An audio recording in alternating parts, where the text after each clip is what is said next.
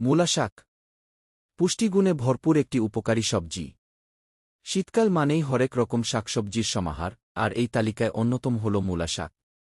মূলা এর পাতাও মূলা শাক শরীরের জন্য অত্যন্ত উপকারী একটি খাবার।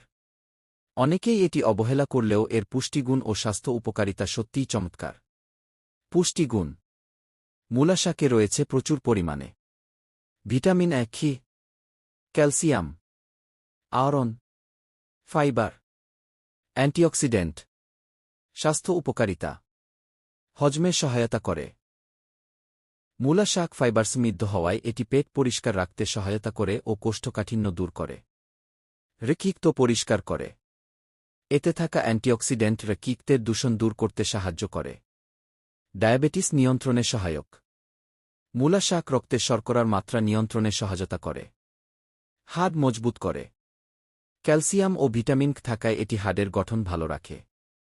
চুল ও ত্বকের জন্য উপকারী। আয়রন ও ভিটামিন খি থাকায় ত্বক ও চুলের স্বাস্থ্য ভালো রাখে। কিভাবে খাওয়া যায়?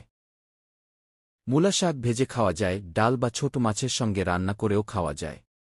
স্বাদে তিতকুটে হলেও এর উপকারিতা অনেক বেশি। মূলা শাক শুধু সহজলভ্য নয়, এটি অত্যন্ত পুষ্টিকর। নিয়মিত খাদ্য তালিকায় মূলা শাক রাখলে অনেক রোগ প্রতিরোধ করা যায়। চলুন শীতের এই মৌসুমে প্রকৃতির এই উপহারটি কাজে লাগাই।